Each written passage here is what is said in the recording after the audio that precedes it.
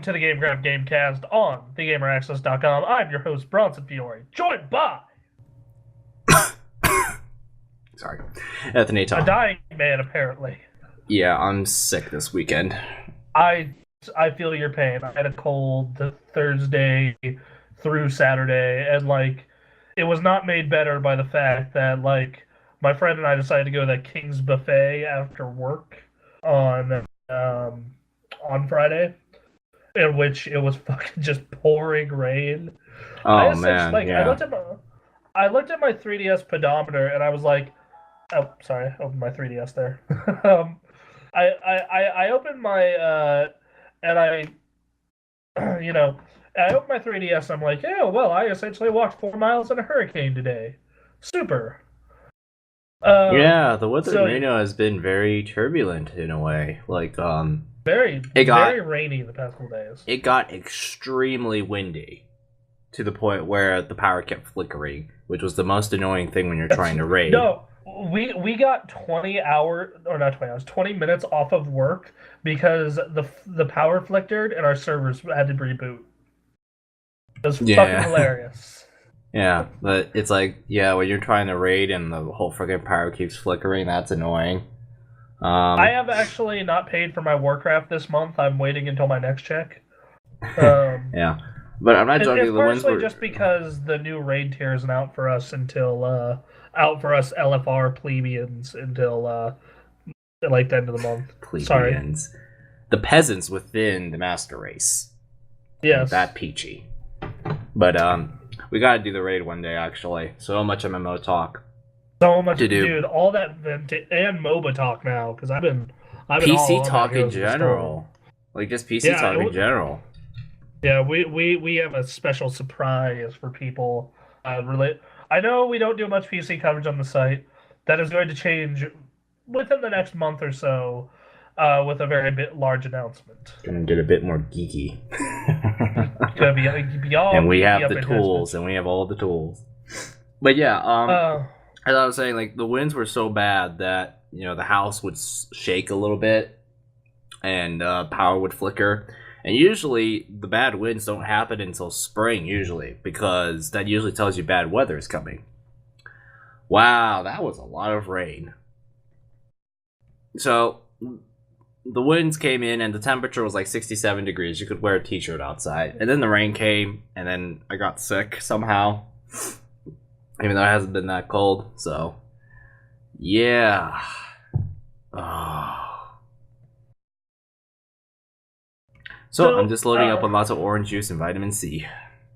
And staying hydrated.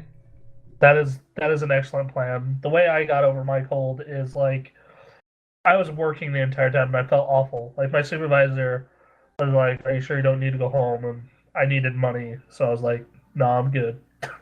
It's not the worst it's not the worst illness. I can still think. I can still do things. It's just I feel kind of iffy continuously. Yeah. It's not too bad. I can get out of bed just fine. I can eat food just fine. It's just ugh. So but yeah, it's just fucking pouring rain. Okay, so I got those tennis shoes for my birthday that are gray with the white on the bottom. Yeah. Them? Yeah. They looked like brand new fucking shoes when I got back into my house. Nice. That's how much it rained. All the dirt and dust had been rained off the shoes. It felt like I was just wearing wet socks. So the weather here has been pretty crazy the past couple days. The rain's nice. I freaking love the cloudy weather because I'm getting a little tired of seeing the sun every morning, so it's really nice that it's raining. It's just... Yeah, I had to use an umbrella today. Oh, Bronson, if you're gonna go removed to Seattle, an umbrella's not gonna cut it. No, yeah. When I moved to Seattle, it's just oh, that's how we know you are not from here. But no, it was fucking pouring rain today, and if I would not have had an umbrella, I would have basically been taking a shower. And you'd be catching a cold too because you'll be drenched. And it's not like it's not summer right now. It's cold. It's cold when you get wet. Yeah, like it's very much the fact that like, oh god, I'm one day removed from a cold. I need to walk to the bank.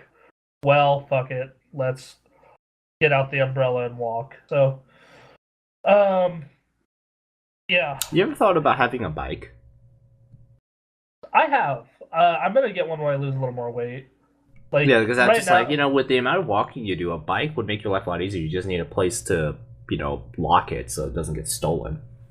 yeah, that and storing a bike, uh, is in the ass. Yeah. Like, oh, I don't mind walking. Walking's been good for me. Walking It is has good been for good for you. me. Yes, walking is It's, good. oh, Walking in the rain is just cold rain. yeah. Well, that's what you get an umbrella for, man.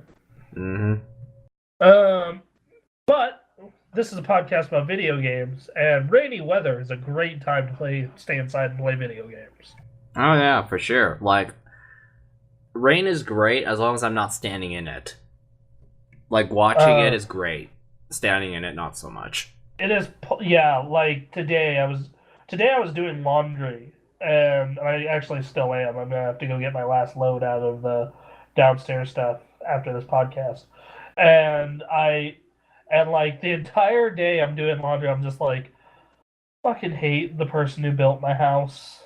I hate them so Well, you have to much. think about it. It is a, was it a 1920s, 30s house? Like 19, like 1915, 18, something like that. Okay, well, at that time, they haven't invented the washer and dryer yet. Everything was still kind Yeah, of done by hand. So, yeah, no one ever thought to tear that house down and rebuild it to modern standards, so that happened. yeah. No, it's really shitty. Like to have to go like down in the basement to wash clothes, right? Because that's where the washing Mm-hmm. machine is. But they didn't have the idea. It's like, man, going outside to go in the basement's kind of fucking cold and wet. Probably should, I don't know, build a like indoor way to get there. No, so every time I have to go down, I have to go outside, go and get drenched, go take what I need to take care of, and come back up. Speaking, I also seen like this really stupid idea for laundry. Also, is I remember I went to this one house, and I remember the washer and dryer for that house were placed in the master bathroom. I don't know why, because it made That's not zero the sense. that's not the weirdest thing in the world to me. It's not the weirdest thing in the world unless you want to do your own laundry and you have to walk through the master bedroom into the master bathroom, which, okay, I understand if it was the family. Okay, the parents do it, whatever. Okay, fine. But, when everyone gets older, it's going to be like, I don't know. But anyways, laundry in the basement, yes? Yeah. So, anyway, video games. Video We play games. those when it's rainy. Yep. So, Anthony, that brings me to my question. What have you been playing? I have been playing Super Mario Galaxy 2. And it is. Yeah. I've made it to World 3, and so far I'm loving it. Yeah. Okay. There's just something about you get a new galaxy every 5 or 10 minutes that just keeps me want to keep on going. Because if there's something I kind of, there's one thing about Super Mario 64 or something about maybe some of the older Mario games was that you're kind of stuck in the same kind of place, getting 6 or 8 stars from there. But in Galaxy 2, so far, it's like, no, every galaxy is only 2 stars. Every 10 minutes is a new place. Every 10 minutes is a new mechanic. And I'm just like, and it just keeps me going, keeps the pace up, keeps me, wanting to, figure out the next thing to do. And right on. It's nice. Yeah, Loving the pacing. I repeatedly said that's my game of the generation, of the last generation. And that's definitely one of the reasons why. Is the entire 50 hours I was playing, even the really frustrating levels that are really difficult, I never got bored with. I was always having a good time. It was like and 99.9% of the time, when I did fuck up or something was difficult, it was my fault. It wasn't the game being cheap or being poorly designed or something like that. It's like, no, you're bad at this, get better. And I love that feeling in games, and I love how they just immediately let you try again. Checkpoints, that's something new. Checkpoints. Yeah, I mean, granted, you only get like 4 lives or something like that, but checkpoints. yeah, and most levels aren't super long, so I mean that's good. If you ever get to the Grandmaster Galaxy, have fucking fun. That's what I'm telling you. Oh, I watched a video on it. It's like, how, what? You should watch the one for Super Mario 3D World. It's special Final Galaxy. Holy shit! Like I watched that and I'm like, I'm gonna have like I'm trying to 100% Super Mario 3D World. I'm currently renting it. I intend to buy it. Um, and God fucking just the amount of anger that like I already foresee playing that level is astounding. Can you imagine a highlight reel for like a Mario game? Is that this is a children's game that is E-rated and any family can get behind and easy to learn, right? Yep. What does the professional think? Fuck. Yeah, that game, man. I don't know. I'm looking at okay, so Mario Galaxy. That game's I think it is a perfect video game. I would have given it a 10 when it came out. I'd probably still give it a 10 today if it was in HD. Like that game is fantastic. I mean, I don't know. It's getting to the point where it's like, oh boy, Super Mario 3D World or Galaxy 2. Like, I need to get further into Galaxy 2 before I can decide, but 3D World's like the best Mario game I've ever played. Like, the only thing that I don't like about 3D World has the advantage of Cat Bowser. Yeah, 3D World also has the advantage of point A to point B, which I prefer more than the go grab the star at the end of the level kind of thing. Yeah. But then again, the good news with that, with the whole star thing is that you can have like different variations of like that one place or something. Yeah, that I definitely like. The one thing I wasn't really a big fan of 3D World, which ultimately stopped me from progressing any further, was those roadblocks they placed up that says you got to get like 250 green stars, and I'm just like, see, that don't want. See, that doesn't bother me for the pure fact that it makes me fully explore levels. And some of the way that green stars is fucking ingenious. Like they are just like, the fuck? How would anyone ever find this? And you feel awesome for figuring out what it is to go find it. See, for me, I took the cheap way and used the guide. Yeah. Well, there you go. Yeah, that's just how I do it, because it's just like, I don't think I want to go through the frustration and exhaustion of like hunting every square centimeter only to find out that the star was right there and I'm an idiot. Well, I mean, it's not that you're an idiot. It's just like you need to fully explore each level. Like I remember one level early on, it's that shadow level where it's like everything looks like a silhouette. Do you remember that in World? Yeah, that was a cool level.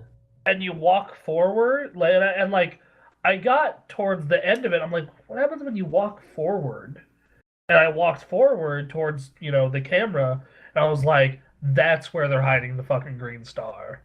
Yeah, that was like a aha. Like it's like Portal, but Mario. Yeah. Portal's another one of those games where it's like, it's not cheap, it's a lot of fun, and when you're not progressing in Portal, God, it's crazy. It's crazy how you remember shit from reviews you wrote just fucking forever ago. Oh yeah. But I remember writing in my review of Portal 2, this gameplay is perfect, and if you're not progressing, it is because you are not figuring it out. The only time that I felt like it was the game's fault for not being able to do something was there are a couple occasions in that game where you have to figure out where to put the portal, and I couldn't just figure it out, like, for whatever reason. But like that only happened like 2 or 3 times. For me, Portal 2, best co-op experience I've ever had.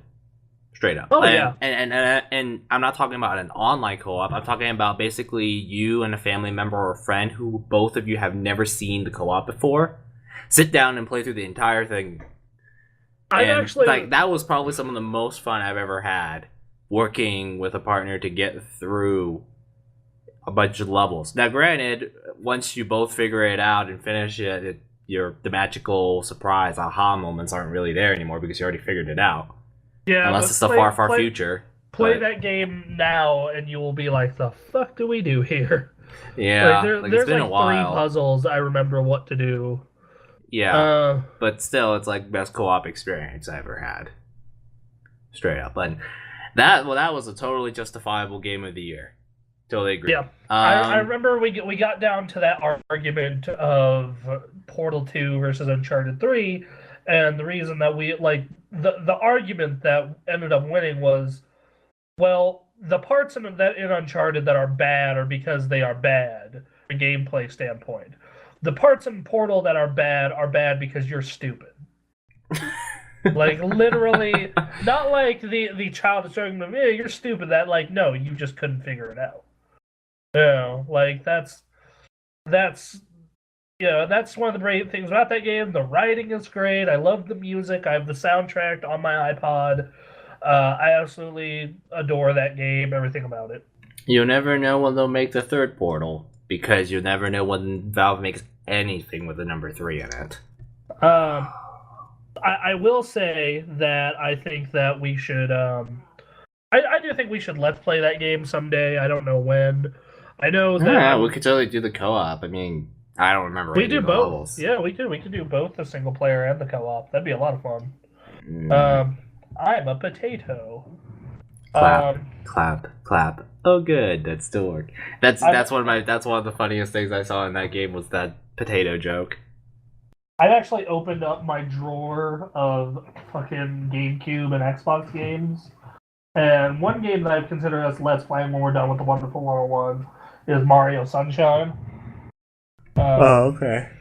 So, I don't know, people, like, you want to see us let's play a certain game, please tell us, because, like, we haven't done one that people have requested. Like, well, a couple people requested Wonderful 101 when I was streaming Halo, but for the most part, like, Chrono Trigger is the only game we've done off full-on request.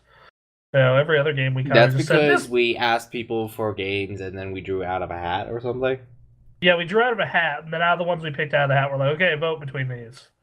Thank goodness somebody did not say Final Fantasy VII. We'd still be playing it. And we'd be sitting here just thinking, it's like, we're sorry. we did Yakuza 3 was close, and that wouldn't have been a bad one. I think I need to rewatch that video because we filmed the whole thing when we drew out of the hat. Yeah. So Chrono Trigger was a great game. Yeah, that was the video we drew out of the hat, not when we decided. I mean, I think that the games we've let's played have all been amazing games. It's just that and I think that Chrono Trigger was great. Penny Arcade was great. Okami is a great game, but it's a bad game to let's play. I feel like that's what a Zelda game is like in general, like that kind of sort of puzzle-solving dungeon crawl kind of game. Because there really isn't much to comment unless there's like a lot of things happening. Like the Wonderful 101, there's always something happening. And there's always some joke or fun thing you can always comment on for like the next 10 minutes. Whereas Okami, us going across the field, well, having done that 50 times, it's harder to commentate on that same field without straying into, let's talk about real life because we talked about this field already. So,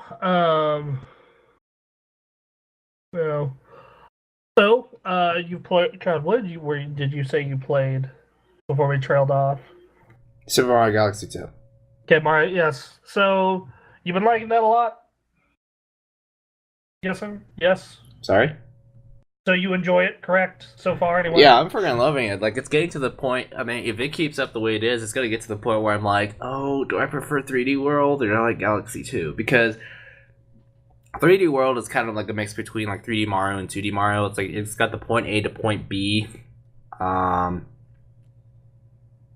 Let's see, point A to point B of like 2D, but it's like a 3D kind of world, and freaking you got different stages. Whereas in 3D Mario games, you got one place that's like 8 different stars, and I'm just like, maybe I'm not the biggest fan of that, of going back to the same place all the time for those same 8 stars.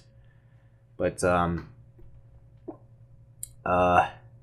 Galaxy 2, well, it has gravity, and it does so many nice things. Like, everything is just like Cloud Mario and Spin Top Mario and then Rock Mario. It's like there's somehow more variety in Galaxy 2, and then of course there's always gravity ready to screw you over. So I mean, like, not to say that Mario 3D World doesn't have gravity, because that's Tanuki Mario, Cat Mario, there's a lot of different Mario suits in that one. Boomerang Mario, and then of course you have the option to play as 4 different characters. Granted, I played the entire game as Mario anyway, up until I unlocked Rosalina anyway.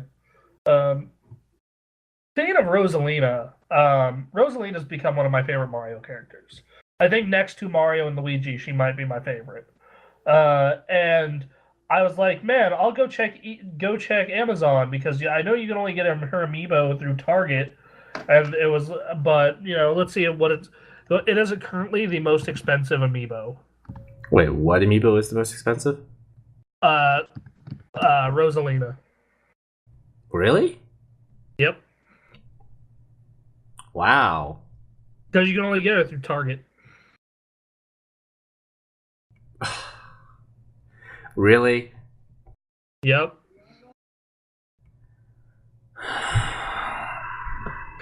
Anthony just sighs in defeat. Just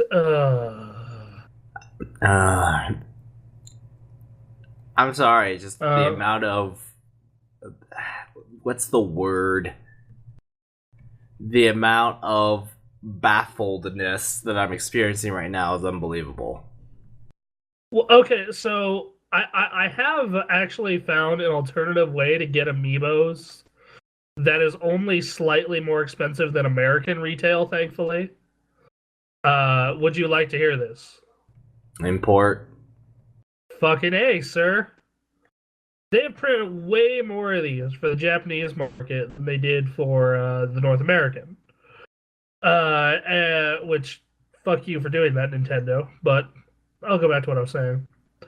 And like the amiibos, there's nothing. The only thing that is different from region to region is the packaging. That is it. That is the only thing that is different. Like, so for those of you right now who are like, fuck, I want a Sonic the Hedgehog amiibo, they're all sold out, fucking order one from PlayAsia. You want Team DDD? Cool. I know John's a big Team DDD fan. As he has repeatedly told everyone, he's going to give him the DDD. You can go get just... How do I put this? Amiibos have been out in Japan longer than in America, right? Yeah. Okay, so that may explain it. So maybe that gives some hope that they will eventually make more for North America. You would think that they would make a lot, considering, I don't know, Europe and America has a bigger population than Japan. Oh, but man, Japan actually buys Mario shit. True. I'm just mad at this now. Speaking of exclusives, Lucario can only get at Toys R Us, Meta Knight's at Best Buy, and Shulk's at GameStop, because for some reason Xenoblade likes to BFF with GameStop for some reason. Well, Japanese Marth and Captain Falcon are still out of stock, but I mean, if you want to get who was it? You said Meta Knight. He's currently $20 or $25 if you order in the Japanese one. It's like, which ones am I looking for again? I'm gonna be looking for Lucina, which probably is not out yet. Dude, you are gonna have to. It's not out yet, but you are gonna have to pre-order that. I'm telling you right now, Lucina, just pre-order it. Freaking with the success of Fire Emblem Awakening and just knowing Nintendo, they're gonna think, oh, it's not Mario, so it must be niche. Yeah, just make 5 of them. Yeah, you are gonna have to pre-order the shit out of that. Yeah. Yeah, I can imagine. Let's see. I'm going to do Amiibos right now. See the lineup. Okay, so the current set that is coming out this spring is Robin, Lucina, Charizard, Wario, Pac-Man, Ness, the Mario Party set, which is Toad, Luigi, Yoshi, Bowser, Peach, and Mario, but in a different pose. Then the set that is out this month. Bowser, Nintendo, stop putting out more poses and please make more of everything else first. Yeah, Nintendo, no one wants a second Mario, especially because this Mario doesn't look nearly as awesome as the current Mario. This month, the set that is coming out this February is Bowser, Toon Link, Sheik, Sonic, Mega Man, King Dedede, Ike, Rosalina, and Shulk, and Lucario and Meta Knight. Whoa. I'm gonna get fucking Ike. That's out of that set. I want Ike. Ike is like the ultimate. I like to nerd. I just like to rage quit because of Ike. Freaking that guy drives me nuts. Probably because of Brawl. Because back in the Brawl days, everyone because Ike was such a powerful character and could launch people so easily, everyone thought that with Ike they could score easy wins because that's just how people work. You figure out the easy way to win.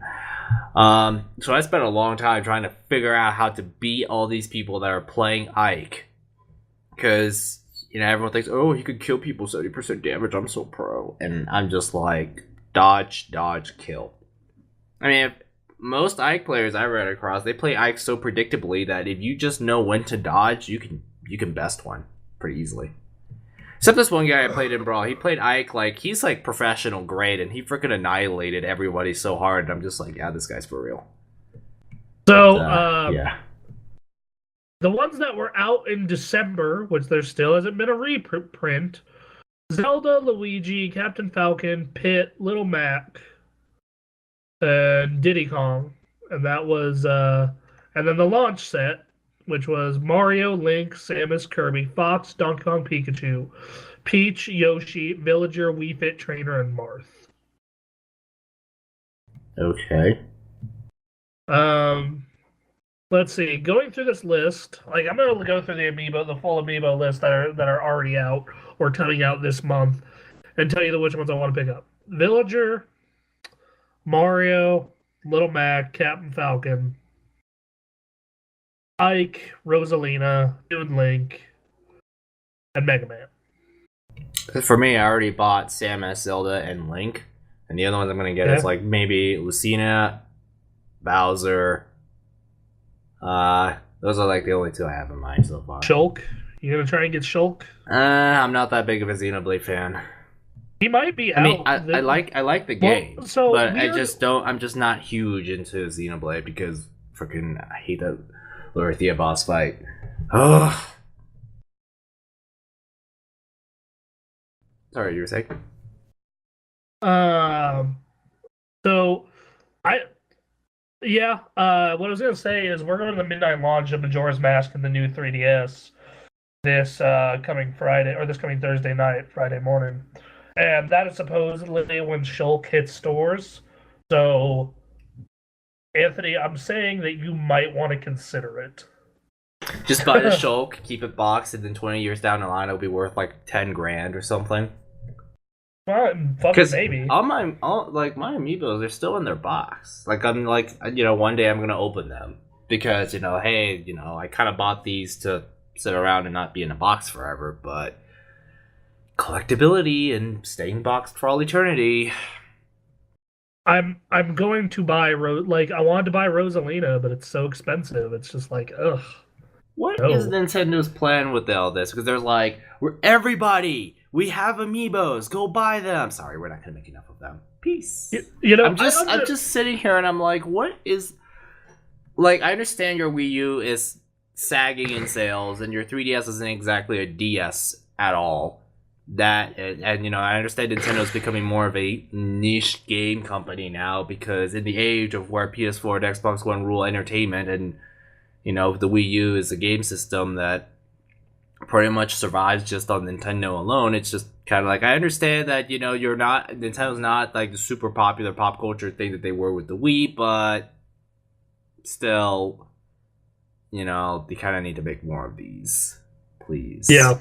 I'm pretty sure they will, because if they say no, I'm going to be like, so you guys really want to keep losing money? Because these things is probably one of the few huge profitable things you do have.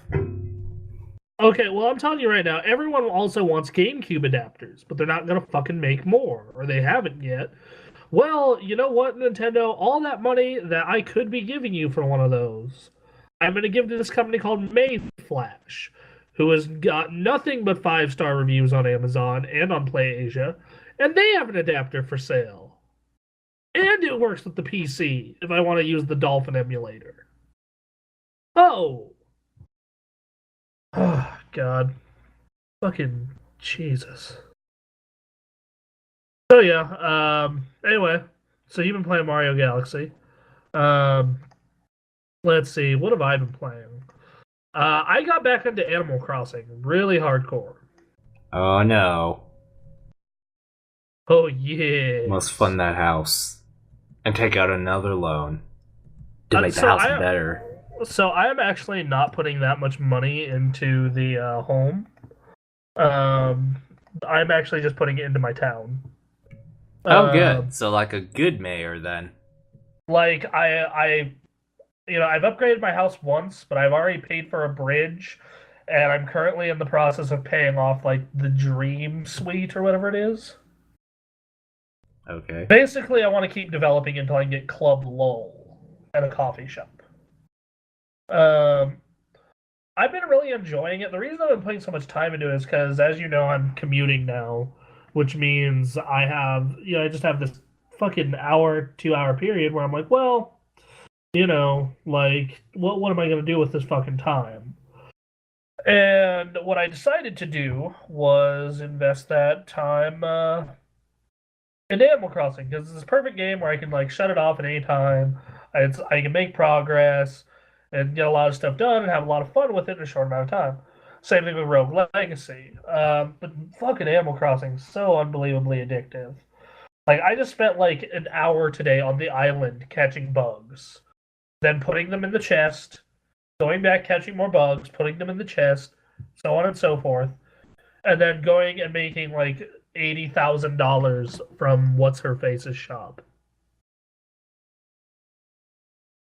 Right, okay. Any other commentary on Animal Crossing, Anthony? I haven't touched that game in like a year and a half now. Do I really want to plug it into my 3DS and see how angry they'll get at me? Yeah, you can be like. Freaking your secretary is so nice about it too. She's just like, "Oh, you figured out for such a long time. It's okay. I ran the place as best as I could." And I'm like, "Oh." And yeah, like Animal Crossing for me, it's like, oh, that game is kind of monotonous. You just play it an hour at a time, doing the same thing over and over and over again. And then you look at my what was it again? You look at my play log and it would say 50 hours, which is like the second or third most played game on my 3DS. Yeah, Animal Crossing. All right, well, so there's been Animal Crossing. There's been Rogue Legacy, which we've already talked about it a lot. So I guess I'll move past that. Once again, really slow week. This week I'm starting Hyrule Warriors, and next week we'll definitely be able to talk because this Friday we're both picking up Majora's Mask, I believe. I'm probably gonna hold off on it for a little bit. God damn it! But at the same time, it's like, but if I hold off, they're gonna sell out, and Nintendo's not gonna make any more. That's like, that's literally their plan, Anthony. This was their plan. This is what it feels like right now. Is that anytime Nintendo comes out with something, you don't have any trust in it staying in stock, and you don't have any trust in them making more unless it's something really lame like Nintendo Land. That you can find.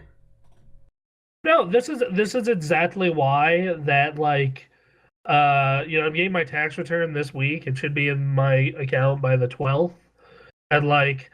I didn't get pre-ordered in time, so I'm going to be first in line at that midnight launch and be like, okay, and Anthony, you and I are going to be the first ones at that midnight launch, hanging out, interviewing people. But then, like, because I'm first in line, I'm going to be like, do you have any extras? And then I'm going to wait 48 hours and be like, that morning, be like, yo, they didn't pick up their order. Did they pick up their order? No, hold that shit. I'll be there in 2 hours. Bye. So, yeah, see, for me, I don't have see, here's the thing. I don't have to worry about the new 3DS or the Majora's Mask Special Edition because I just wait for a regular sized 3DS to come, which apparently people don't really buy as much. They all go for the XLs. Well, so here's why that is. The average person either keeps it in their car or has a bag with them. And I have a bag with me. And and also certain games you just want a bigger screen for. Like Animal Crossing, it doesn't really fucking matter. But every time I play Smash Brothers on the DS, I'm just like, fucking, why isn't the screen bigger? This fucking sucks. Then I play a game like Final Fantasy. I'm like, this would look a lot better on a bigger screen. There are points where I'm just like, I fucking want a bigger screen. So that's why that is. Yeah, I get the point. You want it in your pocket because you don't carry a bag with you typically, but I don't know, leave it in your car, I guess. At least for me, I just carry it in my pocket because I don't carry it back with me. So yeah. So yeah. The advantages to an XL, you do get better battery life. That too. Because you can put a bigger battery in there. Didn't you say they put like the expandable memory on that you have to take? You have to disassemble the lid or something to get to it now, or something. Yeah, you have to take the lid off the back. Oh my goodness! Or the bottom, rather, whatever. And it's micro SD on an XL. So what this means is, it's about an hour for every gig, I think it's an hour of transfer time for every 2 gigs. So I have like 4 gigs on mine filled. So I'm gonna have to take it apart, buy a 16 gig micro SD, put it in, then do the wireless transfer process, which will take a total of 2 hours. Yeah, just leave it at home doing it while you're at work. Yeah. Well, like I said, that's even if I buy one. I only plan to get one if I can get that Majora's Mask one. If not, I'm waiting until they have a color I want, because red and black are really generic, and I'm just like, no. I want a fucking pink one. I want pink, and I will fucking get pink. Unless I can get that Majora's Mask Special Edition. So like I said, I'm going to go to the midnight launch. Hopefully they'll have a spare. If they don't, I'll just pick up the game, wait a couple days, see if no one picked up their pre-order. I'll go get that. If they did pick up their pre-order, oh well. Looks like I'm not getting a new XL. Okay. Yeah. I can spend that $200 elsewhere. So, well, I mean, that $200, that's 1/3 of the way to my new TV.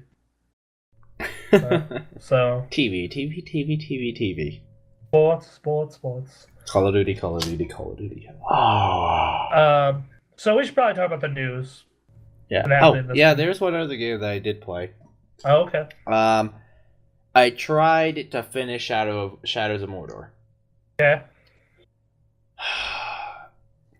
Okay, so it's got to the point where I literally have given up on it because I am literally about maybe 2 or 3 missions away from finishing the story. But the problem is that before you can hit the final stretch, you have to brand the war chiefs. Basically mean, have them under your control through whatever sneaky assassination, whatever tactics you need. You basically don't kill them, but you gotta brand them. And when you do that, you have to kill their bodyguards first to make it a lot easier for you. So I tried doing that. And there's this one freaking bodyguard that was driving me nuts. It was something the Slippery. And the only way that this guy can get hurt at all is bow and arrow and explosions. Well, the problem is, I only have like 7 shots on my bow. I only have like 7 elf shots, which only gets his health down to like maybe half. So the other way I could get the rest of his damage is to find more elf shots, which whenever he appears on the map, I can't find any freaking elf shot. And I don't know how you do explosions. So I'm like, fine, I'll just challenge the war chief. If the bodyguard's there, fine. I just want the war chief brand to get to stay over with. I accidentally killed the war chief. And then this Slippery dude becomes the new war chief and now has 3 new bodyguards that have to go out and kill. So I just stopped. I'm done. I'm not playing this anymore.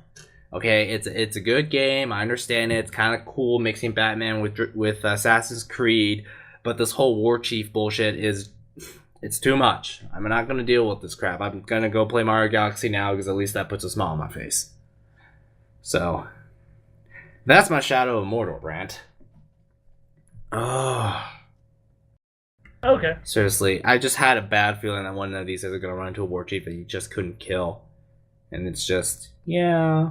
I can only damage by bows, which you don't have enough shots, and explosions, which you don't know how to do. Ugh. Well, that sucks. Yeah. We should talk about the news though, because The news. A piece of info came out that like I instantly texted everyone after I saw it. I was like, "Fuck! I need to go change my top 10 list real fucking right quick." Uh, Persona 5 trailer. Did you watch it? No, I have not. Okay, we're pausing this recording. You're watching this. We need you to be able to commentate on this effectively, and I don't know. Maybe you'll get pretty geeked about it. All right, we're back. So Anthony, you saw the trailer. Thoughts? I did. It's Persona, but I'm really liking how they made it look like a 70s TV intro or something. Yeah, like a Thief style thing. Yeah, okay. It's like the style they edited the whole thing was just like it's like the 70s TV shows, just some James Bond secret agent type stuff. All right, well, I should probably tell you some details about it. One, you are high schoolers once again in a big city versus a small town this time. The mascot this time is not a bear; it is a cat. Of course, it's a cat. What else could it be? Cats, man. The internet loves them. Yeah, the internet loves them. Just like, we need sales. Cats. Well, moving on with this, you are in the role of a thief. You and your two friends and your cat are a group of thieves.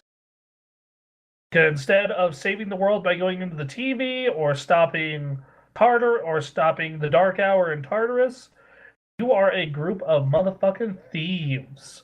And instead of summoning personas, you transform into them.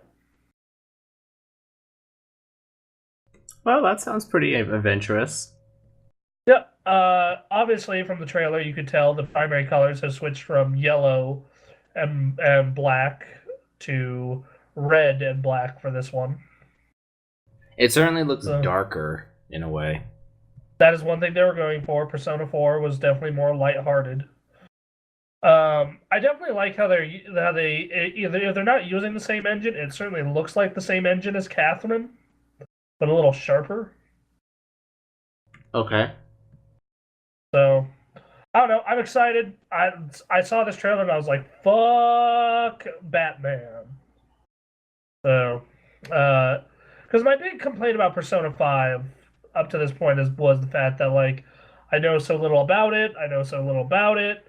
Man, I wish I knew more about it. And this trailer, it is a 3-minute trailer, but it gives you so much information and it looks so cool. Like the dungeon crawling, having those platforming parts and those like stealth bits, that seems super interesting. So I like the design of the characters. Yeah, for me, I look at that trailer, I'm like, yeah, it's more Persona.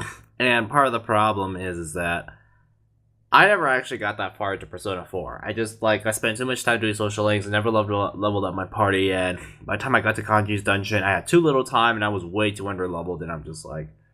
I already had burned up half of my party revive thingies that they give you on easy, and I'm just like...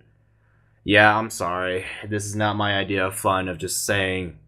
Oh, you spent too much time on social link? Here, we'll punish you so you have to start over. I'm just like, how is this a good idea?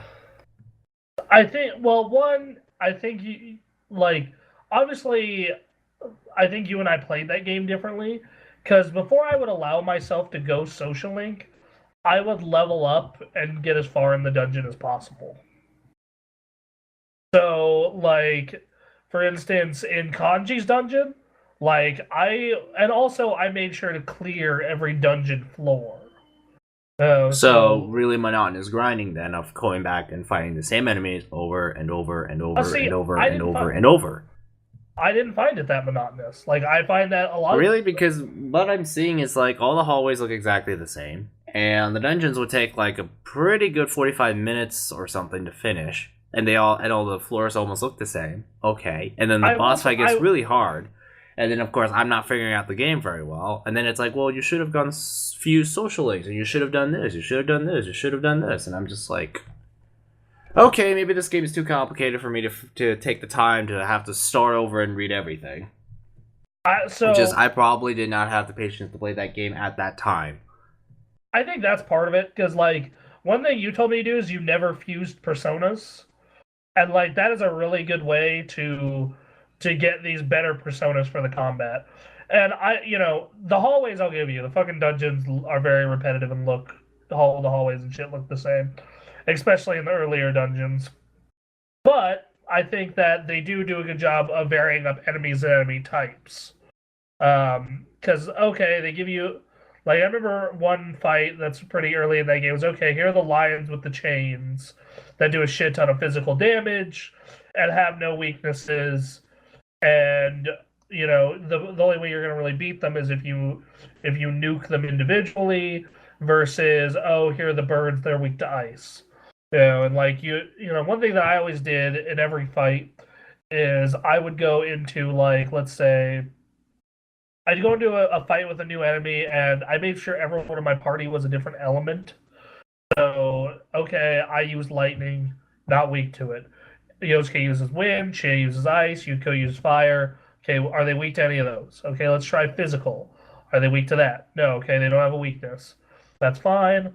Let's try and focusing on one enemy at a time. Or see, what you just described to me right there is something that could be put into a textbook, and I'm just like, I don't think I would. I mean, I'm honest, at the time, I'm just like, do I really have to put into that much thinking already just so I could get past the second dungeon of the game? It's only like 5 or 6 hours in or something, right? Yeah, that sounds about right. Like, I don't know, like, it's just like, I'm just like, I'm not getting it, and like, that's the problem. I'm not getting it. And everyone's like, oh, this is like the greatest thing ever. And, even Metacritic people who are notorious for like saying everything is either a 10 or a 0 and work only in binary. But, here I am just like, okay, I want to get it. And okay, yeah, then someone says, oh, well, the Vita version, the easy mode is actually easy. I'm like, well, I'm not going to go out and buy a Vita just so I can play the, quote, better version of the original game. Sorry, I'm not going to go out and buy a Vita just... Then at that point, if you want to figure it out, you have to figure out its systems. Like, that is a game that expects a lot from its players, but I that's part of why I like it. Like, it gives you enough to tell you, like, it doesn't throw it at you all at once. Like, okay, once you're about a quarter of the way through the first dungeon, they introduce fusing to you. And the first couple of fights, they introduce, okay, here's what weaknesses do. In fact, in the very first boss fight, they introduce what are weaknesses to you. Like, they introduce the mechanics slowly, and you're supposed to piece them together. Yeah, like the way I played that game is, I love the social link stuff. I think it's a lot of fun, but I would clear each. The way I did it is I would clear a dungeon floor, then go to the next one, go to the next one, go to the next one, until I was out of SP with all my characters, or at least out of SP with the main character and my primary healer. Then I would go home, save, do whatever the night activities are, and then continue that way. And typically, if I noticed things were getting difficult, or I noticed I was running into a certain or I was working on a certain, like, I was noticing a certain type of enemy. Like, for instance, in Kanji's dungeon, you see Rainbow Hulk Hogan all the time. And I was like, okay, Rainbow Hulk Hogan is weak to this. I'm going to fuse a persona with this, so I will have an easier time fighting him. So, which, yeah, that it is a game that requires a lot of thought. Like, that is, I'm not going to hold that against the game. Same with Portal. Like, Portal requires a lot of thought. A lot of times sitting there going, how do you do this? How do you do that? The reason that I like it more than the game like Xenoblade is the fact that Xenoblade just throws a phone book at you. Persona at least does it piecemeal. Like, Persona isn't done with its tutorials until you're out of Kanji's dungeon. So. Yeah. So. Yeah. Also, Anthony, if you don't save kanji in time, the game reverts you back a week. So what I would do at that point is on that Sunday, go buy some healing items, go buy some Goho M's, and just go into Yukiko's dungeon and level up a little bit because you can go back to her dungeon. Do not fight the boss because they put a secret boss at the end of it where she was, but he will fucking wreck you. I'm aware. It's like fucking he waved his wand, we all fell down. And that's the magic trick, y'all. Yep. That game. Yeah, that game can be difficult at points. I feel as though ever since Catherine, they've been going that at least that side of Atlas has been going more casual because they've only made like with Persona 4, Catherine, and Persona 4 Golden, Studio P as it's being called now. Those games have gotten easier because Persona 4 was significantly easier than Persona 3. Persona 3 is fucking hard. Great. Don't have me play Persona 3 then. Please. Yeah, I'll you know, Persona 4 is a lot easier. You just kind of have to be sitting there. You kind of just have to figure it out early on. Like, if you figure out everything, like, once you have all the pieces together in the right way, everything after Kanji's Dungeon gets a lot easier. Except boss fights. Boss fights are still, like, boss fights you need to figure out the strategies for. Anyway, Catherine was hard, but it had a special mode that you hit select while selecting a difficulty, and it unlocks very easy mode, which was, in my opinion, just baby mode, because like it just gives you millions of power ups and you practically just walk all the way to the top. And Persona 4 Golden also had that mode. It's just like it even says for people who just want to see the story and social links.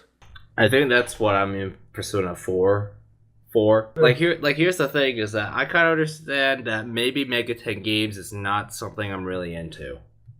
I understand that Persona is like kind of like its own different branch now from Mega 10, but it still says should Mega 10 say Persona 4. This one isn't even being called. I mean, Persona 5 isn't even being called a Mega 10 game anymore. I know, but it still has like Mega 10. Yeah, Persona 4 visual Golden elements, like yes. Jack Frost is definitely a thing that exists in Mega 10. Like I bought Mega 10 4 for my 3DS. It's like, oh yeah, like I'm gonna buy some, get into more like super hardcore Japanese games, and I didn't get very far in Mega 10 4 either because I'm just like I'm lost and I don't know where to go next.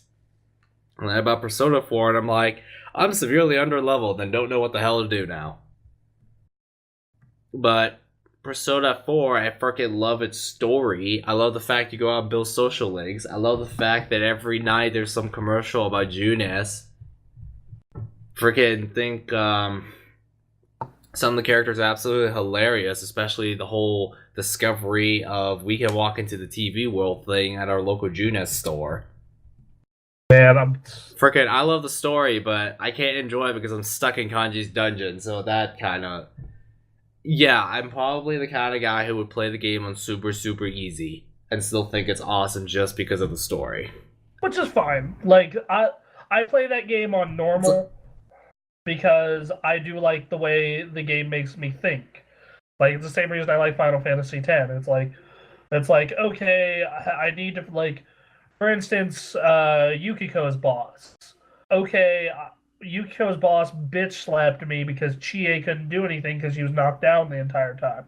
Well, I'm going to go fuse a persona with Redwall so Chie doesn't get affected by fire attacks and kill her little servant so I can just focus on Yukiko. See, a lot of the stuff that you mentioned right there is a lot of outside the battle preparation of fuse this and this and this and remember the entire instruction manual along the process, whereas I'm more of a person who figures out the fight in the fight and then realize there's a problem. That's how I did it. Like, I went into Yukiko's... Like, I remember the first time I fought Yukiko as a boss, I'm like, her fire spells just fuck Chie up hardcore. Okay, I remember I got a spell for the persona earlier called Red Wall, and it makes it so I'm resistant to fire attacks. So in my next fight with her, I'm going to cast Red Wall on Chie, and then I'm going to focus on, casting, taking down the little guy so he can't heal up Yukiko. And then Yeah, Kanji, see, and I'll say this: Kanji's boss fight is the hardest fucking boss fight in the entire game, besides the last couple. So. Oh, great! Ain't that PG? I don't know. There was just something about Persona that I just thought. I think part of it was like at the time you weren't willing to get like really invested into a game that way. Yeah. I was just like, I just want some progress, please. I've got it set to easy. I've already burned through like 7 of my party revive potions, and I'm just. Do you know how many of those you get on very easy in the Vita version? Like an unlimited supply or something. Yep, and in the set, and then like in regular easy, you get fucking 30. Yeah, like in easy, but they only gave you 10 because it was a PS2 classic. Yeah. So I don't know. Maybe I wasn't willing to invest that much time, and maybe I just was very unfamiliar with the game and didn't bother to take the time to sit down and read everything. So, but I freaking love the story. I just couldn't enjoy more of it because I got stuck in Kanji's dungeon, and freaking I spent too much time maxing social links and enjoying the soccer club while being in band. So that was nice. I find it so fucking funny that you took the exact opposite things that for me that I picked for my stuff. You did basketball and theater. Theater. Yeah, theater. Yep. Well, believe it or not, in back when I was in middle school and a little bit of high school, I was in band. And in middle school, I was in theater. Well, band was awesome because theater was awesome. But band was awesome partly because if your conductor was cool enough, he or she would like have you play stuff from like The Incredibles and Star Wars and stuff by John Williams, such as Indiana Jones and Jurassic Park. Like stuff like that made band awesome. And going to those concerts was pretty sweet too. Oh man, that was like a long time ago. So but yeah, soccer and band. I did football, or in real life I did football in theater, and in this I did basketball in theater. So, yeah, here's my opinion: is I think soccer is an amazingly fun sport if you're playing it. As something to watch, yeah, that's a different story. So but yeah, I think you should consider starting Persona over and like trying to. Oh yeah, well the only option I have left is to start over if I don't want to farm through Kanji's dungeon for endless days. I mean, what I would try doing is fuse some stronger, better personas, farm the bottom of his dungeon for 2 days while you have some healing items, and then give him a shot. Because he's definitely and make sure you do him with a guide, because he is one of the harder bosses, because he has his 2 fucking friends to help him. So, this isn't news, but a friend of mine recently has gotten heavily into Dragon Age Origins, and I really liked that game's story, but I didn't particularly care for the part where you play it. So what I'm considering doing is picking up the PC version when it goes cheap on Steam, and then modding it so all my characters are max level with all the abilities, and just kill everything in one hit. Oh yeah, go ahead, do that. That seems like I'm like, why didn't I think of this before? Because like, actually, believe it or not, the PC version of the game is the real version, the one with that overhead view tactical. The real version of that game.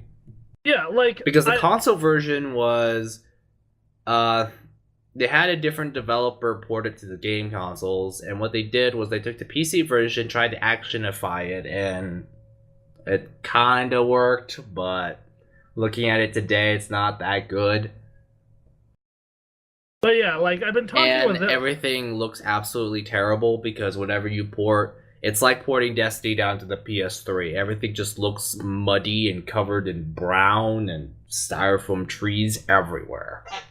Well, I've been talking with her about Dragon Age, like from when I played it, when I'm going on memory, and I'm like, yeah, Morgan was really cool, and I really liked the story, and I liked the banner between Morgan and Alistair, and I thought, I thought the lore was really neat and all this other stuff.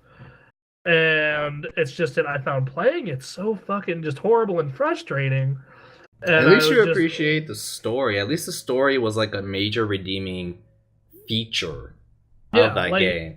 Unlike the new game. We don't need to talk about this anymore. I know. Like, the new game, I couldn't really find that big of a redeeming feature. But Dragon Age 1, yeah, the gameplay kind of sucked. It had a lower low, but at least it had the shining redeeming feature of the story. And some way soundtrack, I guess. So, like I said, I'm going to go in, find some mods for that game or go into the game's bias and be like, everyone level 99. Okay, let's do this. So, I mean, that's what I did when I played Origins. I just set it to the easiest difficulty setting and just went around and whacked everything. Didn't bother micromanaging anything. Yeah, because to me, it's like, I don't want to invest the time to micromanage anything. I just want to walk up to stuff, whack it, and find the next story point. Also, I did play that game, I did play that game the year it came out, and then 2 years later, and at the time I was, I was in a different space. I don't know. Maybe I'll like it now. Who knows? I'll give it another shot. I don't think you're gonna like it because, well, you're gonna like the story. The gameplay on the PC is better, but considering you're modding everything to 99, you might as well just call it an interactive movie. With some TDS running around the mage tower and go into the Fade and figure out that you have to actually jump between 5 different points in the Fade to go forward. Oh my god! My friend. She said she just got to the mage's tower, and I'm like, you fucking have fun with that. You're gonna have a whole lot of fun. I didn't know the first time that you could use the teleportation thingy, and you have to go to 3 other different spots to unlock everything as a set instead of, finish this section. Okay, then go to the next section. No, everything is kind of relies on each other's buffs or whatever attacks or skills you get as you run about. All right, well, so that's news from my personal life. They've just been talking about Dragon Age a lot, and I didn't really like Inquisition, and everyone talks about that first one, and I remember playing the first one thinking just ugh.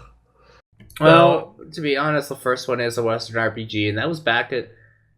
It's a lot like a Mass Effect one. You're there for a really amazing story and setting, but gameplay, if you're on the consoles, it's not really the best. So, moving on.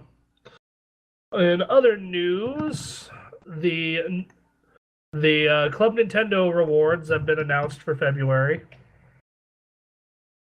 And man, there are a lot of them. It's not just for February, it's until the end of the program. Yeah, it's until the end of the program, sorry. I cashed in my points. I got a messenger bag and a DS game case. So now I'll be able to have all my DS games in one case to carry with me. So now I don't have to worry about, oh man, crushing it in your wallet. Crushing in my wallet. Yeah, did I ever tell you about how I lost my copy of Mario Kart at that... I have told you the Memorial Day weekend story, which I'm going to save for story time on Scripted Access this week. You already told it on Scripted Access. No, you told a gazillion stories multiple times on our shows. Come on. No, I told that one on Super Mega Awesome Go Playtime. You told it on the Scripted Access. No, I never told the Memorial Day story. I told the New Year story. You did tell the Memorial Day story. I remember for sure you told that story on Unscripted Access. I don't... And this was only freaking 3 or 4 episodes ago. No, this was 3 or 4 episodes ago, and I said, yeah, we'll save the Memorial Day story for later. I remember talking about that. I alluded to it several times, Really, because I remember Nick laughing about that story in the chat. It's in our conversation. I just felt like that was something that for sure was said in unscripted. Okay, well, at that diner that we went to at the end of that story, um, we will. I had Mario Kart in my wallet, and it must have fallen out at some point and fucking lost for all eternity. So, yeah, and I had to buy a new copy of Mario Kart and fucking had to. What really sucked is I had everything unlocked in that game and beat all 150 every single race at gold. That was not a fun thing to have to redo. Um, they have tons of games on here for Club Nintendo. They have tons of physical products. I'm just gonna go through kind of the highlights.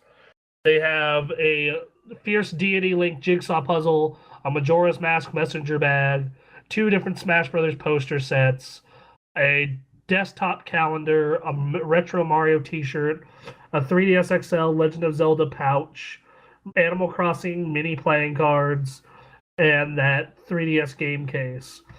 As far as games go, they have you know, Ice Climbers, Golden Sun, Urban Champion, Super Mario Brothers 3, Balloon Fight, Pilot Wings, Metroid, Super Mario Bros. 2, Excite Bike, Earthbound, Punch Out, Super Mario World, Super Metroid, The Wonderful 101, F Zero X, Star Fox 64, Link to the Past, Mario 64, Paper Mario, Mario Tennis, Majora's Mask, a bunch of Game Boy games, Star Fox 64 3D, Dylan's Rolling Western, uh, Donkey Kong Country Returns, Mario 3D Land, Super Mario Brothers 2, New Super Mario Brothers 2, Paper Mario Sticker Star, and Kid Icarus. I find it interesting how like some of these Nintendo 3DS games cost more coins than the Wonderful 101, which is only 600 coins. Which people please buy that game. Like seriously, that game is so awesome. Yeah, I had 1,200 coins, and I ended up burning just all of them on those two items. For me, I'm debating whether I want the jigsaw puzzle or not. Yeah, Anthony, that thing that you go into is called the Fade, right, in Dragon Age? The Dreamland, that after the Mage Tower, in which they put you to sleep and you're into that clusterfuck of it, you gotta jump across 5 different settings to... Yeah, that's the Fade. Yeah, that was one of my lesser favorite places in that whole game. Yeah, that's what turned me off to that game. Like, everything up to that point was like, the combat kind of sucks, but I'm having fun. And then I went through that, and I'm just like, oh, god damn it. And then I go to Redcliffe, and I go through this whole quest through this tower. It's like, hey, King's dead, Prince, you need to go find him. Fuck! God damn it! For me, the two places that I got really tired of were the Fade and then the Deep Roads. The Deep Roads were I didn't like the Deep Roads because while it was really cool to walk through like the freaking Dead Dwarven Kingdom, it took you forever to get across that whole thing. So by the time I got to the end, I'm like, yes, thank you, Paragon, great. Let me pick who gets to rule Orzammar because I'm just a boss that way, being the hero for Elden. Yes, you, that dwarf. Yes, you and your radical political BS. Yeah, you're a leader. Now give me help. That basically kind of sums up what it's like. But yeah, I didn't like Deep Roads. It took forever to get through those. I forgot what you did out at Redcliffe because I know you're supposed to help the Arl get well because he's deathly ill and you gotta get some sacred ashes, but I forgot what you had to do to get the sacred ashes. It's been a long time. So, yeah, Club Nintendo. How many coins do you have, Anthony? Like 900 something. Okay, well, I mean, how many more do you need for gold this year? It's not gold. Probably 100. 100? Well, fuck, just go buy 2 games. Yeah, Like I'll go buy the one for 1 and 1 from Amazon. They clearly no one's buying them up, so that helps. Okay, that's 60, and then I can open up this Mario Party thingy. There you go. It came 40. in the bundle 3DS that I bought for a family member, and they Donkey didn't want. Kong. Like there are so many options. But yeah. Anyway, in other news, besides that, so I was actually kind of hoping for more on the physical products end before we get to other news. Sorry. The I want there's not a lot of cool Nintendo merch in the States. You know, like you have to import it all, or most of it anyway. Yeah. Like there's very little cool Nintendo merch. So the fact that I can get a Majora's Messenger bag to me was like, yes! Oh my god, yes. Meanwhile, in Japan. Yeah, exactly. Meanwhile, in Japan, they're podcasting, having a similar podcast. I mean, I forgot to get my soundtrack CD and Mewtwo next month or something like that, but that's it. Like the Smash thing for buying both versions. Yeah, like that was cool. And I'll have another Smash CD because I have the one from Melee that came with Nintendo Power. And that was another thing. Like half the reason I subscribed to Nintendo was Powered was to get like T-shirts and physical Nintendo products. Cool. Anyway, you were saying? Yeah, yeah, just like, hey, you get a soundtrack CD finally. Here, buy both versions of the game. Mewtwo's coming eventually. Mewtwo's coming someday. Mewtwo's gonna come. It's a DLC code, so they have no excuse to be out of stock now. What infuriates me with Mewtwo is once again, other characters. But apparently that's gonna be the only one. So Mewtwo Amiibo, only 200 made. Worth thousands of dollars for a piece of plastic. I mean, if they do a Mewtwo Amiibo, I imagine that's the case.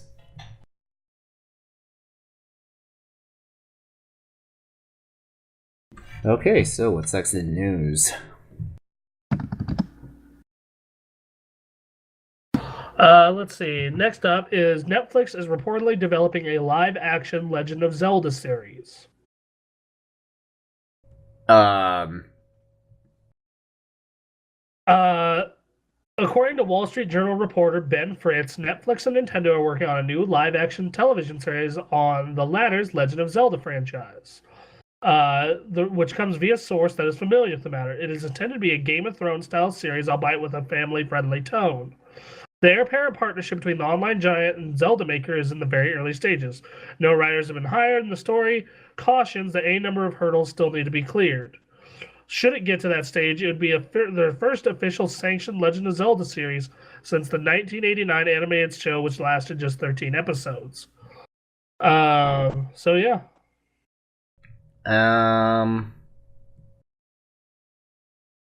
I could think of so many other game worlds that would make a better TV series than Zelda. Because the thing about Legend of Zelda is that, yes, it's great fan material, but it's not like Zelda ever had the greatest lore or the greatest stories. It was basically Ganondorf came back and Zelda's in danger and the dude in the green tunic goes saves the kingdom or the world or the Skyland or whatever. That was basically it. There was no deeply connected, plot line. In fact, Skyward Sword was probably the most story involved the series ever got, and even then that's Zelda and Link are in love with each other. Here's why Link existed 15 times in Zelda and Ganondorf. But I just a live action television series of Zelda, I don't know. I would have more confidence in a Dragon Age one. I would have more confidence in a Persona one, which they did make an anime out of that, didn't they? Yeah, they did. They made 2 actually, and a movie.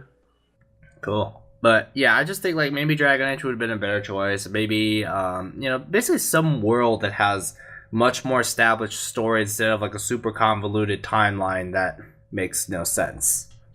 Well, I mean, they'll probably do something like Ocarina's story. Yeah, that's the obvious one, right? Just everything goes back to Ocarina of Time because that's like every. Do I really want to see more Ocarina of Time? I mean, I get it that's the best Zelda ever, but still. I disagree. Wind Waker is the best Zelda ever. I mean, I don't really agree that Ocarina. I understand Ocarina of Time was like the one that had the biggest impact out of all the Zelda games, but it's just like I understand Ocarina of Time was the one that had the highest score and the one that wowed everybody, and it's probably the most perfect game according to a vast number of gaming experts. But it. Like, what would you do? It's just the same. I could already kind of guess what the story is. Zelda's in trouble, and Ganondorf is back, and Link goes from some little guy who's in the army, or some little guy who lives in the forest, or some little guy who lives in a little town, to wearing a green tunic and saving the kingdom. Again. Yeah, probably. Well, I don't know. There you go. See, I already know the story. Because that's how all the Zelda games have gone. And if you try to add depth to it, then, okay, how's that going to work? Well, I mean, they could do some cool twists with it. It would have to be up to a good writer. As for the God, what was it? I don't remember. As for the Persona animes, to get more depth in that, they had the original. Then they had a remixed version of it called The Golden, which kind of focused more on Marie and the stuff they added in The Golden. And then Persona 3 had a couple of movies, one of which is coming to the States this April. Yay! Cool.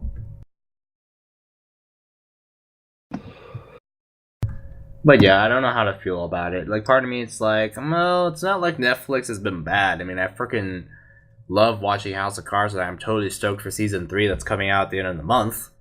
House of Cards has been good. Orange is the New Black. It got really strong reviews.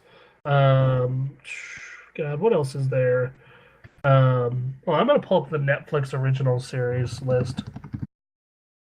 While you're doing that, also, as far as the live action Zelda TV series kind of thing, you know what? I'm also going to say I'll see it when I believe it, because how many different gaming things have we heard that they say, we're making a movie, we're making a TV show, and it just didn't happen? Like, yeah, the Warcraft movie, how long has the Warcraft... down.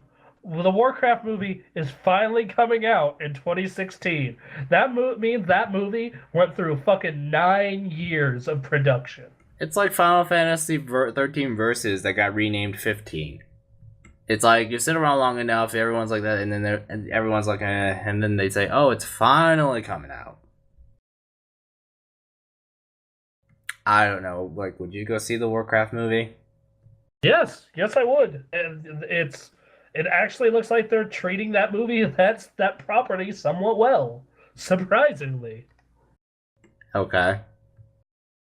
Because freaking, like, when gaming exploded, with the HD gaming thing exploded back in 07, 08, or 09 or something like that, there was like a lot of talk of, there's going to be a Mass Effect movie, there could be a Gears of War movie, there could be any gaming movie that isn't something directed by a really bad director. But... Okay, so first off, I am man, Netflix has done a lot of series that I had no idea about. So let's get started. Arrested Development.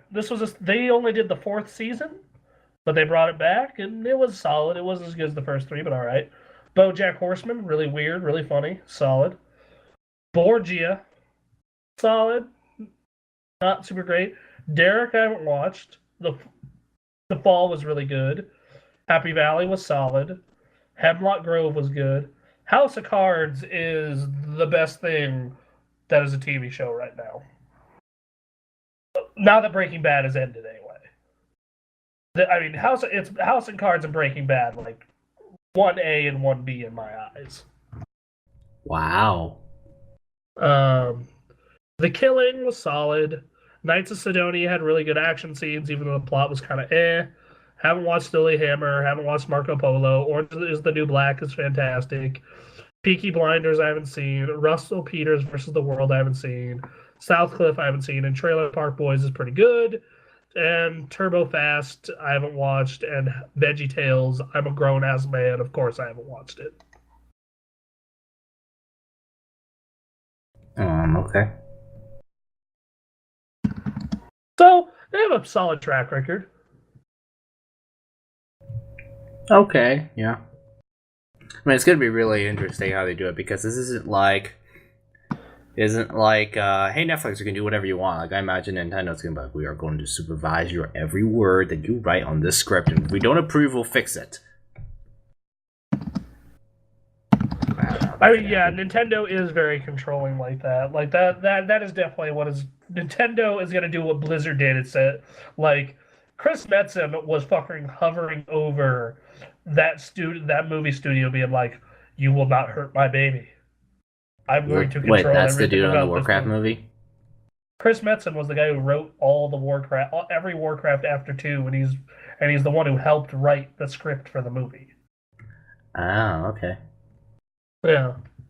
I mean, oh yeah, that kind of reminds me. Like, if a Mass Effect movie were to work right now, I would be quite worried about it because the lead writer for Mass Effect 1 and 2 was Drew Karpyshyn, and he's freaking. I read one of his books. It is, you could tell that guy literally knows every single little conceivable detail about the world, about the galaxy and universe of Mass Effect. But he's not there anymore, and I could really tell that in Mass Effect 3, because he wasn't there, it just, they tried their best to write a Mass Effect story, but it somehow was missing those little things that make Mass Effect 1 and 2 the way they were. So if they were to make a movie, I'd be like, yeah, it's gonna be probably be more like Mass Effect 3 than 1 and 2.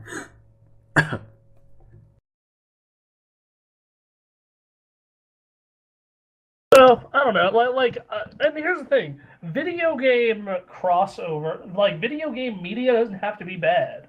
The Halo anime is excellent. Halo Forward Unto Dawn, excellent. Okay, but movies. Halo Forward Unto Dawn was basically a movie. Okay, well, came out as a theater release. Okay. Because, like, I understand, like, yeah, they're like Forward Unto Dawn. I can understand how that's good. What else did I see? When I was little, the Pokemon movies weren't that bad. They're still actually pretty good now. Keyword when I was, I'm not joking. Like I literally was looking at. Those first two are actually still okay now if you watch them. Well, according to critics, the first movie was terrible, but I just like, really, because I didn't think it was that bad. Of course, that was me being like 5 or 6 years old at the time. Yeah, I actually fairly recently, like within the past year, rewatched that first Pokemon movie.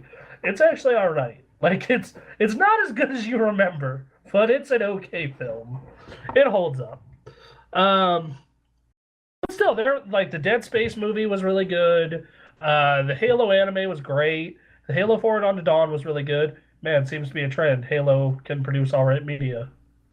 Huh. I haven't seen the new Halo series. I hear it's okay. Like there can be good media from video games. So, like I don't know, man. Like the Pokemon movies are alright. Street Fighter had some solid movies. The Tales games had some solid movies. Final Fantasy Advent Children was interesting. Okay. Like, if you liked the games, you would love the living crap out of the movie. So I guess okay. that's the Mortal Kombat movies were alright. I actually still need to watch the Heavenly Sword movie. I haven't even started it. Oh yeah, I know everyone disagrees with me, but the Dead or Alive movie was perfect. Okay, no. Follows the spirit of the game, right? Yeah, hear me out. What is Dead or Alive about, Anthony? Well, it's a lot of fighting and girls. It is. And a really dumb story. It is kung fu, boobs, and a dumb story. What was the movie? Kung fu, boobs, and a dumb story. Wha-bam! They did it. You know, Okay. like if you just go into that movie expecting like Dead or Alive, the fucking video game translated into a movie with a coherent plot for Western audiences, they did the best they could, and they did all right. Okay. Okay. I mean, like, hey, I'm not saying that it's a great film. I am saying that by video game movie standards, they stayed true to the source, and it was relatively entertaining. Um, oh, Bayonetta actually got a movie, and that was okay. Oh, Wasn't okay. That was solid? The Devil May Cry TV show was all right. Um, yeah, okay. So, I mean, there aren't a whole lot of successes, and most of them are shows, not films. But it can be done. Okay. And then there are atrocities, of course, like the Super Mario Brothers movie. Hmm.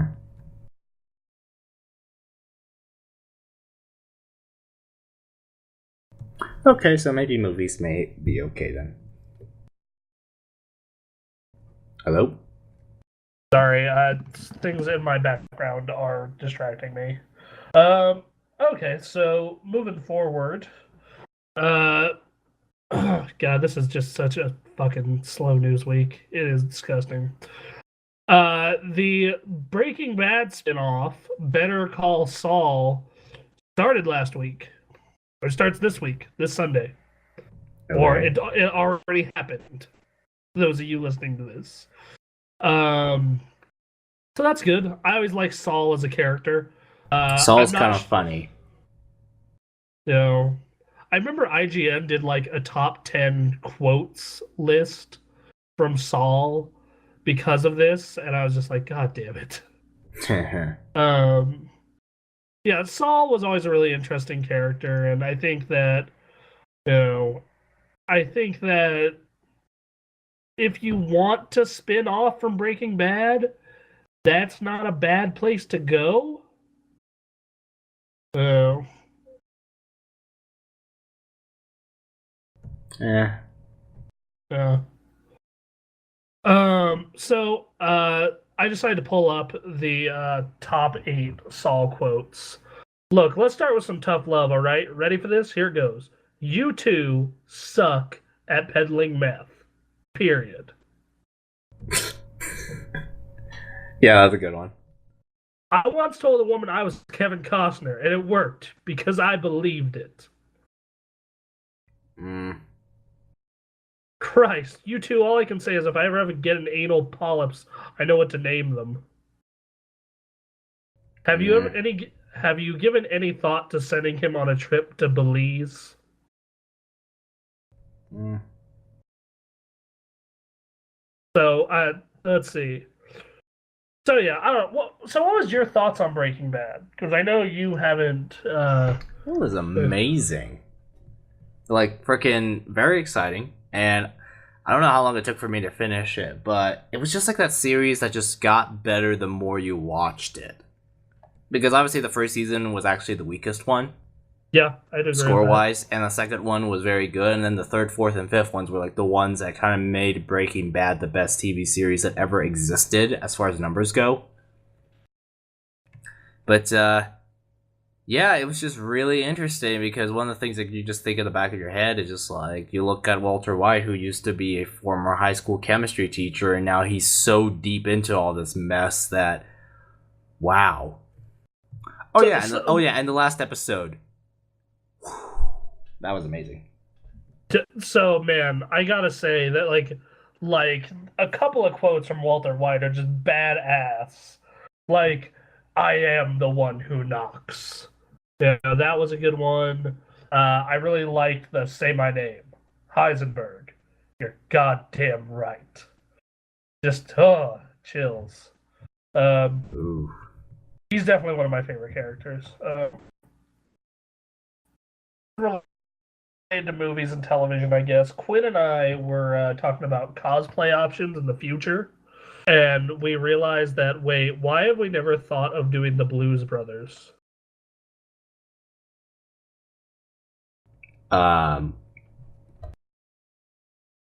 You've never seen that movie, have you? No, I haven't. Have you at least heard of the Blues Brothers? Nope. God damn. Anthony, we could literally do. I am devoid of pop culture. You should know that. We could do an entire show where John and I just show you movies, and you talk about them. Yeah, like that could literally be an like entire Anthony, show. for this week, you will watch American Pie or something. That is okay. Movie, right? That was a pretty good movie. The first one. You will watch 2001: A Space Odyssey. That movie. For this week, you will watch. For this week, you will watch Bullet. For this week, you'll watch Citizen Kane and The Godfather. I'm gonna be honest. I haven't even seen Citizen Kane. I have seen The Godfather though. Well, there's a lot of stuff I haven't seen. But I did see the Star Wars prequel trilogy. That does not make any of this better whatsoever. Granted, I did watch that because I wanted to watch the original trilogy also. So yeah, I couldn't say that I did watch the original trilogy. I did see Jurassic Park 1.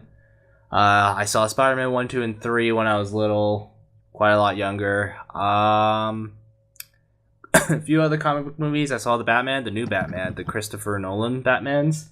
Yep. The Red Hood, that animated thing. Yep, that was good. That was a real good one. I've seen all the Harry Potter movies. That's kind of like a given for someone our age. Like freaking Daniel Radcliffe or something. I forgot how to pronounce his last name. He's only a year older than me. So that's really interesting. I think that's like why our generation really liked Harry Potter, is because they did those films and all those actors were about the same age as us. I think also, like, the thing that pissed me off about those movies, though, is, like, that last movie came out, like, the year after we graduated from high school, and everyone's like, oh, this is our, becoming an adult thing. And I'm like, dude, the books were finished, like, years ago. Like, no, the story has been done. But, like I said, the actors were about the same age as us, which I think is the big reason why. Yeah, I get that, but, like, I just got so angry at people being like, oh, this is our childhood ending. And I'm like, books ended 4 fucking years ago. Or but more. Real life actors being the same age. I know. I got more emotional significance out of Toy Story. Oh yeah, Toy Story. Toy Story was just, to me, like, Toy Story would probably be the one that's even bigger deal, because you see Toy Story 1 when you're like, what, 8, 9 years old or something? Like, maybe younger when it came out? Definitely younger, because I was like 6 or 7. Yeah, and then Toy Story 2 happened, and here we were, still in elementary school, but we're kind of getting into like the 4th, 5th, 6th grade, whatever, late 90s, early 2000s. Oh, when did Toy Story 2 come out? Hold on, I'm going to check that. Go ahead. Sorry, keep talking. It came out. Wow, Toy Story 2 came out that early? 1999, yeah. Really? Wow, okay. That movie, I thought it came out like, I thought that movie came out like 2002. And that was a computer animation in 1999. Damn. Also, The Matrix also came out around that same time, too. And then Toy Story 3 came out literally a week after we graduated from high school. Oh, frick. I watched that movie in 3D because, the 3D craze was going on. So I was like, okay, you know what? If there's any movie that I'm going to watch in 3D, it might as well be Toy Story 3 because, hey, it's Pixar and anything they make is gold, right? Didn't really understand the point of 3D, but it was like, hey, Andy's all grown up and is the same age as us, too. That movie was so fucking sad. At the end of that movie, if you were graduating from, like, it's already sad, the end of that movie, but then you watch it just having graduated from high school. It is just the most heartbreaking shit. And also, I watched that movie for the first time while I was slightly hungover. So, fun stuff. Anyway, we have 3 comments and/or questions from the last show. So first one is John will go full out PC when he experiences it. Maybe. I could see it. Because, like, I mean, Nick is going full out PC. I'm telling you right now, once John, like, because John's going to get a taste of better looking games, because you and I are building his rig, and I'm We voting have to make sure it does 1080p better than a PS4, or else he's not going to believe it. Yeah, we have to. Like, it has to be a better video card than, like, I think I'm looking at, like, a 750 Ti or a 960. Well, let's go with 960. Those are 200. But anyways, yeah, we'll talk about PC builds on the raid because this is the GameKast. Like, freaking, my computer is maybe a graphics card away from going full out gaming PC again. It literally is a graphics card away because there's nothing else on here that I can upgrade, except maybe the power supply, but that will be fine. But yeah, I don't know if John's gonna go full out gaming PC because the thing that's gonna keep in mind is, you know, the cost, but after that system gets built, at least we'll be like, Steam sales. Yeah, like, I mean, that's one thing, like, because there are often times with PC games where, like, oh, this game came out in February, Steam sale during June, it's half off. I'm not joking, even something as hot as Skyrim was like 50% off about 7 or 8 months after it came out. Yeah, so, I mean, I think that we're going to be able to get him a good, like, I think we're going to be able to build him a really good rig, and let's make sure we do him right on the motherboard and power supply so he can upgrade later. Like, that's... on the motherboard, I'm not concerned about. Power supply, yes. Yeah. We have to. We just because I made the mistake of going for just good enough, and now that might be a problem when I decide, hey, computers, hello there, computer warehouse, I like to buy this really expensive thing. Oh, I can't run it. But yeah. Yeah, so, like I said, we'll keep that to the raid, but I do think John will... John seems like the type of guy to me that, like, once he realizes, oh, I can hook my PS4 or Xbox controller to this and all the games look better, you know, like, I very much think that he could make the transition. He could. There's, like, a lot of things, too, about PCs, too. Like, for example, my PC is very loud. Yeah. So we have to, like, consider a lot of things. It's like, oh, but you could build a gaming computer for $500. Yeah, but is it truly going to look better? And also, what about noise? What about future-proofing? What about this, and this, and that? It's a lot to think about. Yeah, I think that, like, you know, our budget is a maximum of $900. So, I mean... yeah, I have an idea for 900. Yeah. It's gonna be the most awkward, strange thing ever, though. But it's possible. Yeah. I definitely want to get him an Intel chipset early, just because eventually he's going to need an i7. And I figure we might as well... we don't have to worry about that. I've already got an idea.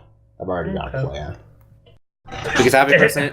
No, I've already got a plan, because having personally built my system for $800 and then spent money on upgrades later, I freaking have I have a good idea what the build is.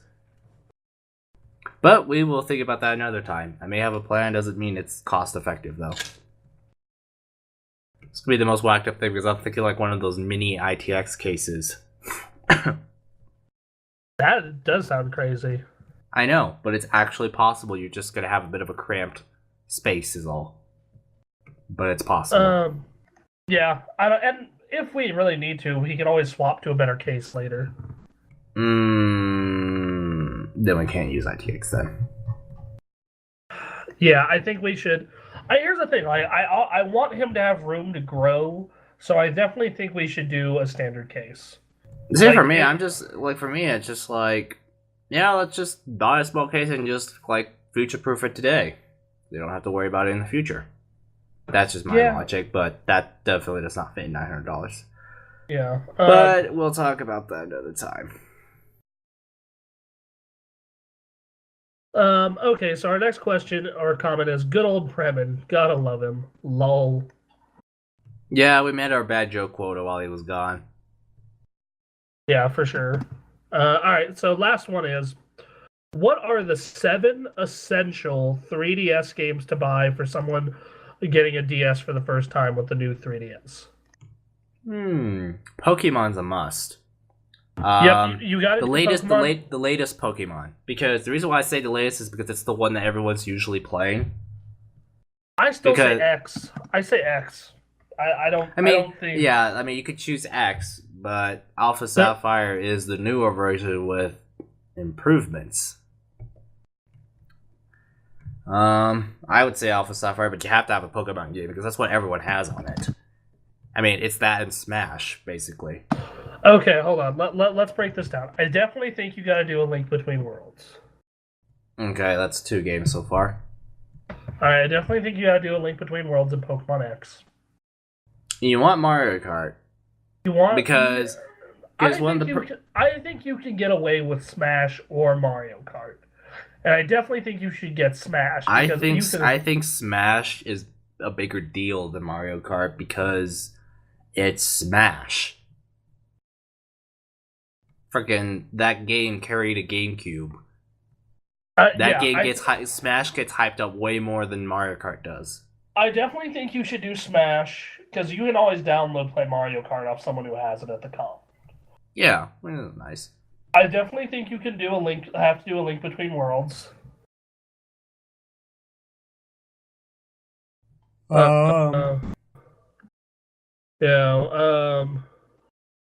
mean, after those, it's like basically genre preferences, really.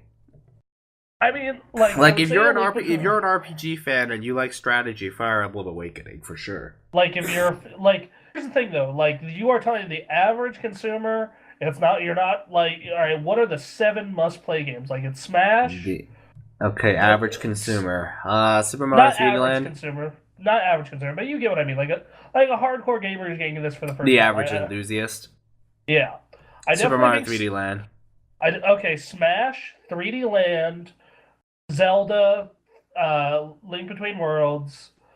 What was the other one we did? Pokemon X. You need a Pokemon game where either Alpha Sapphire or Pokemon X. Yeah, you can go either, but I would say Pokemon X just because I think it's a better game. Then I would say Animal Crossing. You could go Animal Crossing, yeah. I think Animal Crossing would be a good choice. I don't like Fire Emblem, but I think you have to put it in on that list of 7. Theater Rhythm, Curtain Call. If you're a fan, I'm just saying, if you are a fan of Final Fantasy music, you have to get that. But if you're not, then yeah, probably not. I mean, you might as well get Majora's Mask because they don't really print Ocarina of Time 3D, but you could buy 3D digital. Actually, you could buy Ocarina of Time 3D digitally, right? Yeah. Yeah, you could. It's either that or Majora's Mask because we already have 6 on the list or something. Yeah, I think you could do one of the 2 Zeldas. I'm trying to think of another game that could fill that hole though. Hold on. No, not Monster Hunter. Monster Hunter is a little too hardcore. I'm gonna open up the eShop and see what it can tell me.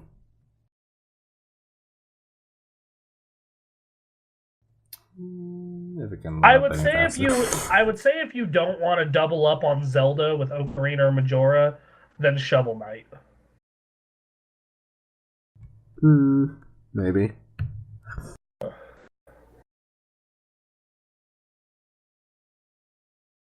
Loading eShop.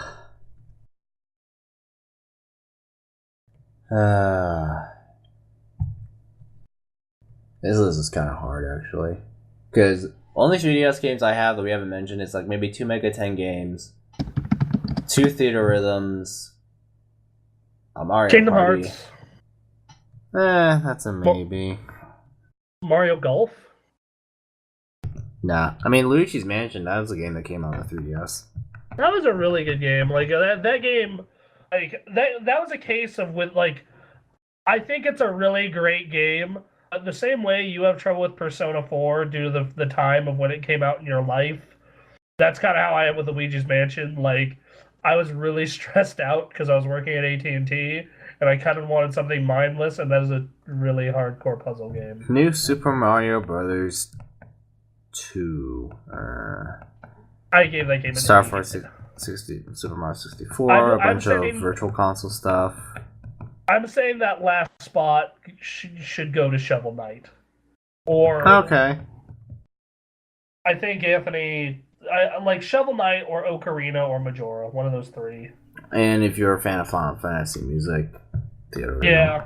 Yeah, Theater Rhythm could definitely work. Which, by the way, it's a game that no one bought. Everyone bought the first one. They just didn't buy the second one. And the second one is so much more complete. Anyways, hey, there's a Phoenix Wright game. Digital. Oh, that's the trilogy. Never mind. 3DS download only. So yeah, I think. Okay, so let's get this lowered down to 7. So we got 3D World, Link Between Worlds. I used the Pokemon X and Y, Smash Bros, Animal Crossing, Fire Emblem, then Shovel Knight.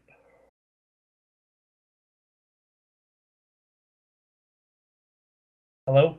Yeah, I'm here. Okay, so yeah, that's a solid list. Yeah. Okay. Alright, so that's all the questions.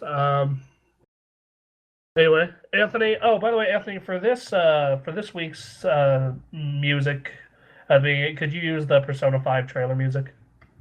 That might be hard to find. Okay, well, because the reason why last week's was easy is because the game was already out in Japan, so the soundtrack was already kind of there. Persona 5 is not out yet anywhere. Well, so that may be a problem. You pulled the music from YouTube trailers, though, right? Or YouTube videos? No. It's like there's the YouTube video, and then there's the YouTube video, which I get an idea of what the music sounds like, and then I do a search of, okay, so type in this game's OST, and then I listen to each track until I find the one that sounds just like the one in the trailer. The problem with Persona 5 is the game's not out yet. Well, Persona 5 from 37 seconds into the trailer onward, there's no noise besides the music. So, but up to you. Yeah, I'm gonna check. Anyway, everyone, that's been the GameKast. Please send in your comments and questions. We're going to be live streaming Super Smash Bros. At my place at 4 p.m. this week. It'll be Anthony and I, maybe a couple of our friends. Saturday. This Saturday. We're also going to be playing Mega Man X on 60-Minute Access. We're going to be trying to live stream throughout the week. We're on Facebook. We're on Twitter. We're on YouTube. We're probably going to be on Tumblr soon. I need to talk to Nick about it. So please follow us on all those places. Keep tabs on us. We love you guys. We've had explosive growth over the past, year, 2 years, and it's all thanks to you. So please keep spreading the word and keep helping us out. Cool. See you next week. Bye. Bye. We love you.